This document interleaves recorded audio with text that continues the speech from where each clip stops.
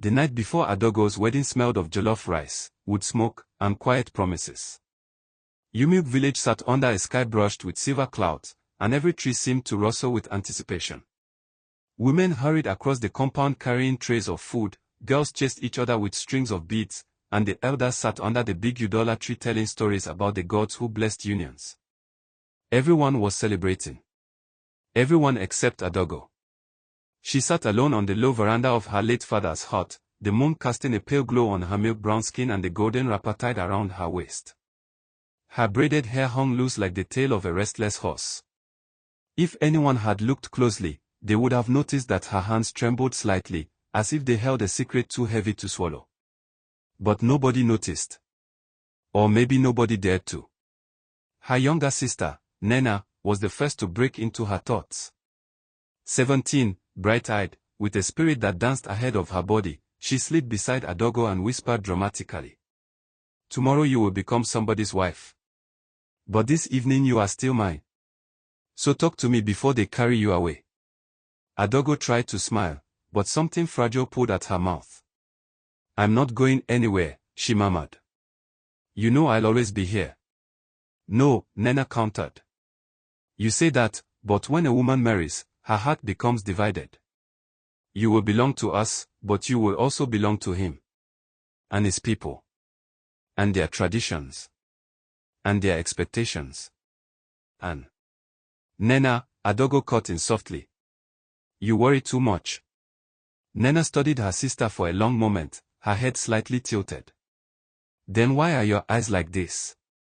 As if they've been crying inside." Adaugo looked away. The moonlight made everything too honest. Before she could answer, voices drifted toward them. Laughter. A familiar baritone. Adaugo stiffened. It was Kelechi, her groom. Nnena grinned. "Your husband-to-be is coming to steal you away for a secret meeting." Adaugo's fingers dug into her wrapper. "I don't want to talk to him tonight." "Why?" "Tomorrow is the wedding." Adaugo didn't respond. She only rose quickly and slipped into the shadows at the side of the hut. Nnena frowned but didn't follow. She didn't understand. She couldn't. Nobody could. Kelechi stepped into the courtyard wearing a white embroidered senator outfit, the lantern beside him throwing warm light on his tall, handsome frame. He was a man carved from confidence, the kind villagers trusted immediately. He carried palm wine, smiling as he greeted the women who swooned at how attentive a husband he would be. He searched the veranda, spotted Nnena, and walked toward her. "I came to see your sister," he said warmly. "Where is she?" Nnena pointed vaguely. "She went behind the hut. You can check." He thanked her and walked off, his footsteps crunching softly against the sand. Adaugo watched him from a hiding place, her breath shallow. Her heart was a drum beating warnings she couldn't ignore. She had loved Kelechi deeply once. She still did. But love had begun to feel like a rope tighter than comfort. And tomorrow, that rope would tie her to a future she wasn't sure she belonged to. She stepped out before he reached the back of the hut. "Kelechi," she called softly. He stopped immediately, relief spreading across his face. "I knew you wouldn't disappear on me tonight." She swallowed, unable to ignore the bitter taste of the word disappear. He reached for her, but she stepped back slightly. He froze. "Adaugo, are you all right?" Her voice broke. "Kelechi, do you ever wonder if this is the right thing?" His eyes softened. "I have never been more certain of anything. But You promised me," he reminded her gently. "I promised you too. And tomorrow, everything becomes real." That was exactly what terrified her. Something was wrong. Something inside her spirit felt out of place, as if her soul was trying to pull her backward, not forward. Kelechi cupped her face tenderly. "Look at me. Whatever is scaring you, whatever doubts you have, tell me. I'm here." Her breath shook. The words almost came. "Kelechi, something terrible is going to happen. I feel it." But she couldn't form them. Instead, she whispered, "I'm tired. I just need to rest." He studied her for a long moment, clearly confused but unwilling to push. All right. I'll go. But before I leave, his voice lowered. I love you. She nodded but didn't reply. It hurt him, she could see it, but he smiled anyway, kissed her forehead, and walked away.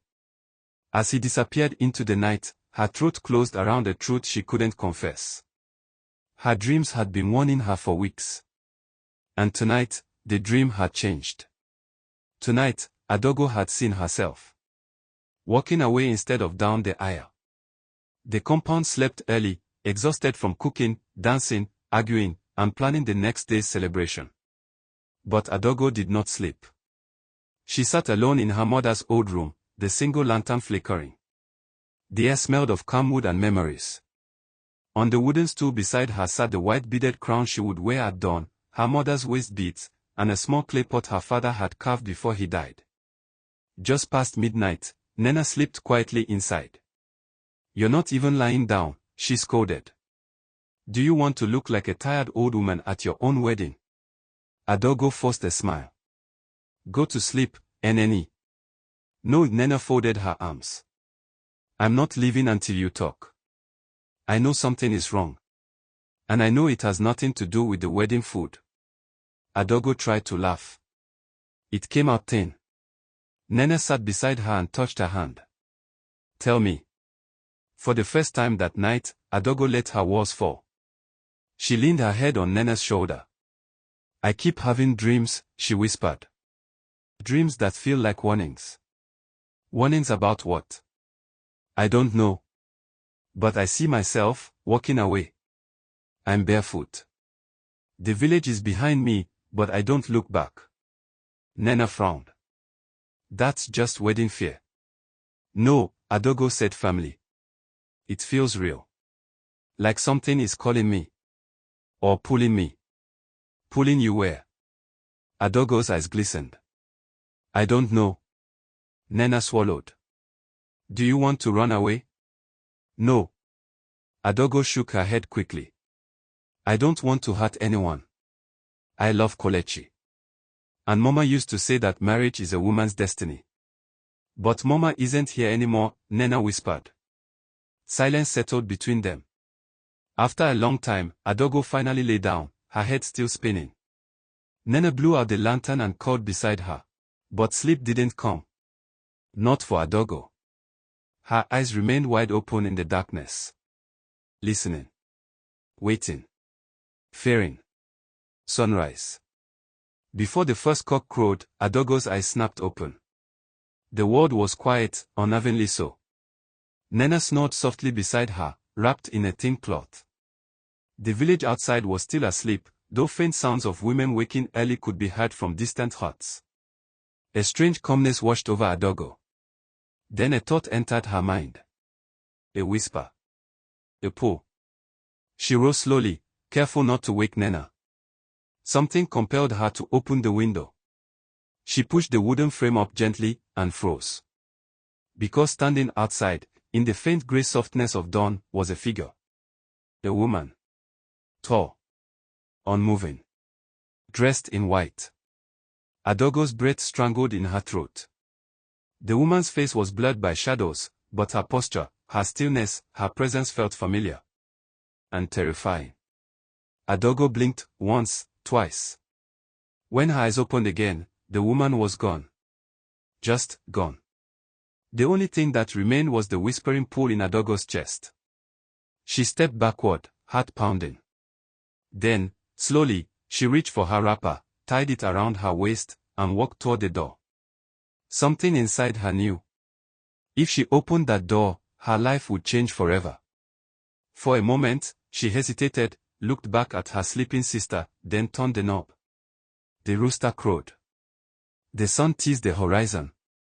And Adaugo stepped outside. Hours later, when Nnena awoke, the first beam of sunrise touched her eyes. She stretched, yawned, and reached for her sister. Her hand met an empty mat. Adaugo, she called, smiling lazily. No answer. She sat up. Sister. Still nothing. Her smile faded. She stood quickly and checked the corner, the bathroom, the veranda, the backyard. Nothing. She opened the compound gate, looked down the dusty path. Nobody. A cold fear crawled up her spine. She ran back inside screaming. Mom and Ngozi. Elder. Everybody come. People rushed out of their homes. What is it? What happened? Why are you shouting? Nnena's voice shook violently as she fell to her knees. Adaugo is gone, she's gone. She's gone. The village froze. Someone dropped a basin. Another gasped loudly. A third whispered, but today is her wedding. And then, from across the compound, a young man came running. Kelechi. His breathing was ragged. His eyes wild. Where is my bride? He demanded. Nnena could barely speak. She vanished at sunrise. Kelechi stared at her, unblinking, as if trying to force her words to rearrange themselves. But they didn't. And in the heavy silence that followed, someone whispered the sentence that would haunt Umuokwe village for generations. The bride has disappeared. Chaos swelled in Umuokwe like thunder rolling toward the village square. The bride was gone. Not late. Not hiding. Not preparing. Gone. And nothing terrified the village more than a mystery that began at dawn. Nnena stood in the center of the compound, her wrapper half-tied and her braids messy from sleep. Tears streaked down her face. Her hands shook so badly that two women had to hold her upright. Kelechi stood opposite her, chest heaving, sweat clinging to his skin though the morning was still cool. He looked like a man whose soul had been cracked open. What do you mean she is gone? He demanded again, voice sharp as broken glass.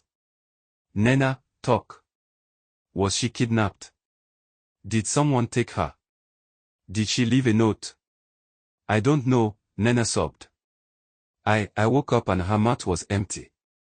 You didn't see her leave? His voice trembled despite his anger. No. Nnena cried louder. She was right beside me when I slept. But when the sun came up, she wasn't there. I checked everywhere, she's gone. Kelechi dragged his hands over his face, pacing in circles like a trapped animal. The elders began whispering. One said it must be cold feet. Another suggested spiritual attack. A third muttered that such disappearances never end well.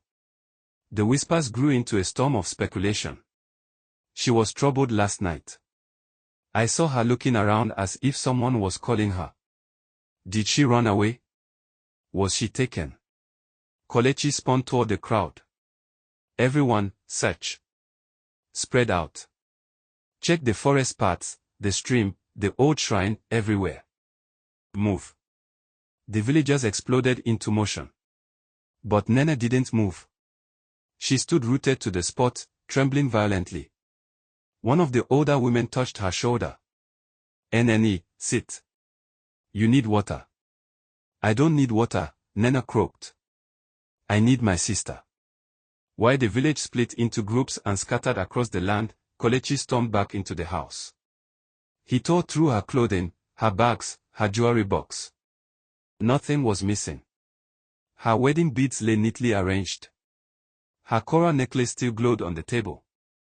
Her bridal wrapper remained folded. Nothing was gone. Except her. He slammed the palm of his hand against the wall and shouted into the empty room. Adaugo. His voice cracked. Silence answered. Nnena entered quietly. She watched him collapse onto the wooden chair, his head bowed, his breath ragged. She wouldn't leave, Kelechi said hoarsely. Not like this. Not without telling someone. Not without telling me. Nnena swallowed. She told me she was afraid. Kelechi's head snapped up. Afraid? Of what? Nnena hesitated. She said she had dreams. What kind of dreams? Dreams where she was walking away, barefoot, leaving the village. She said something was pulling her. Pulling her, he repeated, his jaw tightening. By who? Or what? I don't know, Nnena whispered. But last night she couldn't sleep. She kept staring at the door, as if she was listening for something. Kelechi stood abruptly. Why didn't you tell anyone? Because she told me not to. Nnena cried. She didn't want to worry you. Or Mama Ngozi. Or the elders. She said it was probably fear of the wedding. Kelechi turned away, fist clenched. Fear doesn't drag someone out of their room at sunrise, he muttered. 2 hours into the search, a young hunter named Adaugo came running into the compound, his feet kicking up dust. I found something, he yelled. The entire household gathered. He held up a small white bead, a bridal bead. Nnena gasped and grabbed it. This is from her waist beads. I'm sure of it. Where did you find it? Kelechi asked urgently. Near the entrance of the forest path. The forest. Whispers slithered through the crowd. Nobody liked that forest. Not since the old stories resurfaced about the spirits that wandered at dawn. Kelechi didn't waste time. Take me there, he ordered. Nnena followed, refusing to be left behind. The forest path was quiet. Too quiet. Not even birds chattered. Adaugo pointed to the ground. There. And there it was, a faint footprint. Barefoot. Small. Adaugo's size. Kelechi knelt beside it, touching the earth as if hoping to feel her warmth still trapped inside. She went in willingly, Adaugo observed carefully. No signs of dragging. No second footprints. No struggle. That makes no sense, Kelechi whispered. She would never walk into the forest alone. Not at dawn. Nnena shivered. Unless something called her. The hunters exchanged nervous glances. Called her from where? Kelechi demanded. The older hunter, Chukwuemeka, cleared his throat. There is a story the elders used to tell about a woman dressed in white who appears at crossroads at sunrise. Stop. Kelechi rose sharply. We are not turning this into superstition. But the hunters did not look convinced. The footprint leads deeper, Adaugo said. Let's follow. They did, quietly, carefully, with the weight of the unknown pressing against their backs. After about 10 minutes, they reached a clearing. Kelechi stopped abruptly. Nnena gasped, her hand flying to her mouth. On the ground lay Adaugo's golden wrapper, the one she tied around herself before sleeping. Folded neatly. Untouched. Waiting. Kelechi's voice broke. She took it off, here. Nnena knelt and touched the wrapper with trembling fingers. Why would she remove her wrapper in the forest? Unless she wasn't moving of her own will. But there were no signs of attack. No blood. No torn leaves. No drag marks. Just the wrapper. And something else. A faint scent lingered, a delicate fragrance. Not sweat. Not soil. Something, floral. Unfamiliar. Almost otherworldly. Kelechi inhaled deeply and frowned. What is that smell? Nnena whispered, the woman I saw from the window, she wore white. She smelled like this. Kelechi froze. You saw someone? Yes. Why didn't you say that earlier? I wasn't sure she was real. Nnena cried. She disappeared the moment I blinked. Kelechi stared at her, eyes wide with shock and dread. The hunters shifted uneasily. Chukwuemeka, the oldest among them, finally spoke in a hushed, trembling voice. If the woman in white was seen, then this is no ordinary disappearance. Nobody responded. The air grew colder. When the search party returned with the wrapper, the village fell into deeper confusion. Women wailed. Men shook their heads. Children clung to their mothers. Mama Ngozi, the oldest surviving relative, sat quietly in the center of the compound, her brown eyes haunted. She whispered as Nnena approached. This is the forest doing. The same forest that took your grandmother's sister. I told Adaugo never to wander at dawn. I told her. Kelechi clenched his jaw. With all due respect, Mama, spirits are not responsible. Someone took her. Mama Ngozi lifted her gaze slowly, painfully, as if her bones remembered old stories no one else dared to utter.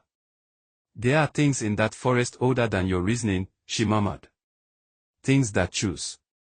Things that call. Nnena shivered violently. Kelechi shook his head and walked away, refusing to listen. The sun had long set when the first scream shattered the sky. A boy ran into the compound, panting so hard he could barely breathe. I saw her, he yelled. People swarmed him instantly. Where? Who? Saw who? Talk. The boy pointed toward the river path. The bride. I saw her. She was standing near the water, wearing white, but when I called her name, she disappeared. Nnena's knees weakened. White. She doesn't own a white dress. The boy cried, I swear it was her. But her face didn't look like her face. Kelechi grabbed the boy by the shoulders. Show us. They ran. Torches lit.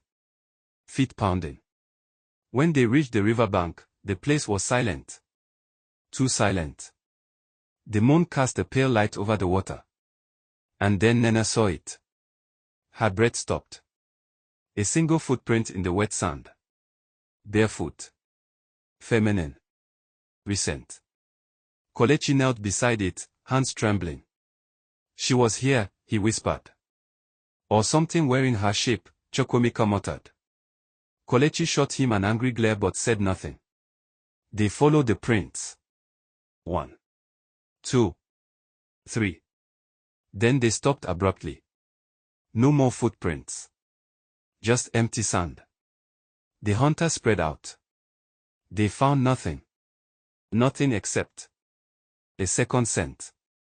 The same floral fragrance from the forest. Kelechi inhaled shakily. His voice dropped to a whisper. She was here. I know her presence. Nnena wrapped her arms around herself, fighting tears. Kelechi, what if she is in danger? Real danger. I will find her, he vowed. Even if I must search every corner of this land. His voice carried a new edge, desperation melting into determination. It was nearly midnight when something happened that changed everything. Nnena returned to the room she shared with Adaugo, exhausted from crying and searching. She collapsed onto the mat, staring at the empty space where her sister had slept. Her eyes drifted to the window. A small piece of rolled paper lay beneath it. Nnena frowned. She crawled toward it and picked it up. Her heart stilled. It was tied with a thin white string. Her hands shook violently as she untied it. Unrolled it. Read it. Her scream shook the entire compound. Kelechi sprinted inside. What happened? Nnena shoved the note into his hands, tears streaming down her face. He unfolded it. His breath caught in his throat. The handwriting was unmistakable. Adaugo's. And the message froze him in place. Do not look for me. If you find me, you will die. Kelechi's hands trembled. Nnena covered her mouth with both hands. The room felt colder. The world smaller. What does this mean? Kelechi whispered. Mama Ngozi entered slowly, her ancient eyes widening as she read the note. She whispered the words nobody wanted to hear. Adaugo did not leave on her own. Nnena swallowed painfully. Then who took her? Mama Ngozi closed her eyes. The woman in white. Kelechi stormed outside and threw the note into the dust, shouting like a man possessed. No. No. This is not possible. She wrote this under duress. Someone forced her. The third day after Adaugo's disappearance arrived with a sky bruised by grey clouds. The wind moved strangely through Umuokwe, whispering in a language no one understood. The villagers had stopped sleeping. Children clung to their mothers. Elders spat prayers into the air. A missing bride was an omen. A missing bride who left warnings was a curse. And a missing bride tied to the forest was a story every elder feared would return. But the one who felt the terror most deeply was Nnena. She hadn't eaten in 2 days. Every time she closed her eyes, she saw the woman in white from her dream, tall, cold, faceless, whispering with Adaugo's voice. And Kelechi. Kelechi was unraveling. He had barely spoken. Barely slept. His once bright eyes were now dim with a rage that simmered just beneath the surface. But this morning, something changed. He had made a decision. I'm going to the forest. The words fell heavy like stones. Mama Ngozi immediately clutched her wrapper in fear. Kelechi, you cannot. The note said. I don't care what the note said, he cut in sharply. Adaugo is alive. And I am going to bring her back. Nnena stepped forward, tears burning her eyes. What if she's warning you to protect you? What if whoever took her is using her to keep you away? Kelechi looked at her, and his voice softened for the first time in days. Nnena, if your sister was in danger, would she leave a note and walk away from help? No. Someone is making her say these things. But. No, his jaw tightened. I will not sit here while she's somewhere calling out for me. Nnena stared at him. Slowly, painfully, she nodded. Then I'm coming with you. What? No. It's too dangerous. She is my sister, Nnena whispered. If you go, I go. He hesitated, then nodded once. Mama Ngozi wailed in fear. You are both walking into the arms of the spirits. Kelechi turned to her and knelt. Mama, if Adaugo dies, I will die. If she lives, I must find her. Bless us or curse us, but do not stop us. Her shaking hands hovered above their heads. May the gods guide you, she whispered. And may the forest show mercy. The forest at dawn was a place no one entered willingly. The trees formed arches overhead, blocking out the rising sun. A thin fog slithered across the path. No bird sang. No leaves rustled. The silence was thick, like listening to the breath of something unseen. Kelechi carried a torchstick and a cutlass. Nnena carried nothing but courage and fear. At the entrance, she paused. This is where we found her wrapper. Kelechi nodded and moved forward. They walked deeper. Past tall trees with roots like twisted fingers. Past the place where hunters once swore they heard voices in the leaves. Past the abandoned shrine overgrown with vines. Every step felt heavier. Every breath felt stolen. Nnena kept glancing behind her. Kelechi, she whispered shakily. What if something is following us? It doesn't matter, he replied. We go forward. But after a while, his steps slowed. Do you smell that? He asked. Nnena inhaled and froze. The floral fragrance. The same scent from the wrapper. The same scent from the riverbank. The same scent that filled her dream. Nnena's voice trembled. She's close. But Kelechi's grip tightened around his torchstick. No. Something else is close. They followed the scent until they reached a narrow clearing covered in thick white mist. A shape stood at its center. A woman. Tall. Still. Dressed entirely in white. Nnena's breath caught. That's her. The woman in my dream. Kelechi took a step forward.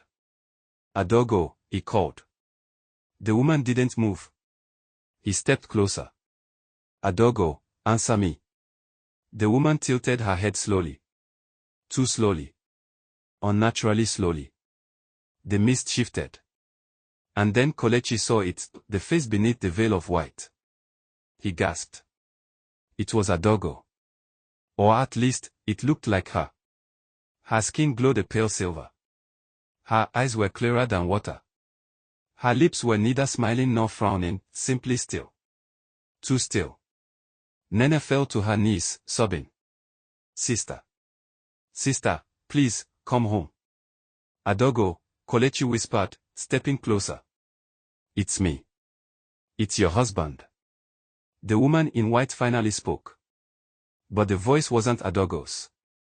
It was layered, soft, echoing, ancient. She cannot come home. Kelechi froze. Nnena screamed, "Let her go." The woman in white turned toward her. And with a voice that made the leaves shiver, she said, "She belongs to us." Kelechi raised his cutlass, shaking with fury. "Who are you? What are you? Give me my bride." The woman's eyes flickered, not with fear, but with pity. "You humans forget your history." Her voice echoed like wine through a hollow tree. "Long ago, before your ancestors built this village, this forest had guardians, the white shadows. Spirits that protected the land from darkness. But every century, a bride is chosen. One with a pure heart. One whose spirit aligns with ours." Nnena's voice cracked. "Chosen for what?" "To protect the boundary between both worlds," the spirit replied calmly. "Your sister is the first chosen in 100 years." Kelechi lunged forward. "She's not chosen, she's forced. Her soul called us," the spirit whispered. "She saw the visions. She felt the pull. She knew before you did." Nnena shook her head violently. "No. She didn't want this." The spirit tilted her head. Her heart wanted freedom. Kelechi stopped. "Freedom from what?" he breathed. The forest grew still. The spirit's eyes dimmed. From the life she did not choose. From expectations that strangled her. From a wedding she feared would trap her. She loved you, Kelechi, but she feared marriage. She feared losing herself. Kelechi stumbled backward as if struck. Nnena's mouth fell open. "No, she never told me." "She told no one," said the spirit gently. Silence thickened the air. The truth hung between them, painful and heavy. Adaugo had been drowning in her own fears. The dreams were not warnings. They were reflections of her spirit. And the forest had answered. Kelechi stepped forward, tears finally falling. "I don't care what she feared. I don't care what she saw. I want her back. She belongs with me." The spirit walked closer, but her feet did not touch the ground. "Human love is possessive," she murmured. "Ours is liberating. She is safe. She is at peace." "Peace?" Kelechi roared. "She is dead." "She is not dead," the spirit corrected. "She has simply crossed between." "I can cross too," he said, voice breaking. "Take me instead." "Let her go." The spirit shook her head. "Her choice is made." "Then let me speak to her," he begged. The spirit raised her hand. Mist coiled around her. And then, with a movement too smooth to be human, she stepped aside. Behind her, standing barefoot on the mist, stood Adaugo. But she wasn't the same. Her eyes glowed faintly. Her feet didn't touch the earth. She looked like a ghost half-formed. Nnena collapsed at the sight. "Sister, oh God, sister." Kelechi fell to his knees. "Adaugo, come home. Please." Adaugo looked at him, her eyes full of sorrow. "Kelechi," she whispered. Her voice was soft. Fragile. Human. He reached for her. She stepped back. "I can't go with you." "Why?" he sobbed. "Why, Adaugo?" "I love you." "I know," she whispered. "But I lost myself trying to be what everyone wanted. And now, I've been chosen." "I didn't choose this," he shouted. "I did," she said weakly. "My spirit answered. I belong here now." "No." Kelechi screamed. Nnena cried so hard she coughed. Adaugo turned to her. "Take care of Mama Ngozi. And Kelechi, leave. Come back," Nnena begged. "Please." Adaugo smiled sadly. "I'll always watch you." A wind swept through the clearing. The spirit in white stepped forward. "It is time." Adaugo's form began to fade. Kelechi lunged, screaming her name. Nnena crawled forward, reaching for her. But Adaugo's hand passed through theirs like mist. "Goodbye," she whispered.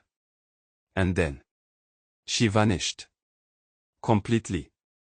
The forest fell silent. The woman in white raised a hand toward the sky. The mist thickened. Her voice was the last sound they heard. The bride has returned to the shadows. And then she, too, disappeared. Leaving Kelechi and Nnena alone in the clearing. Broken. Shaken. Forever changed. Kelechi did not speak for hours. Not as they walked back through the forest.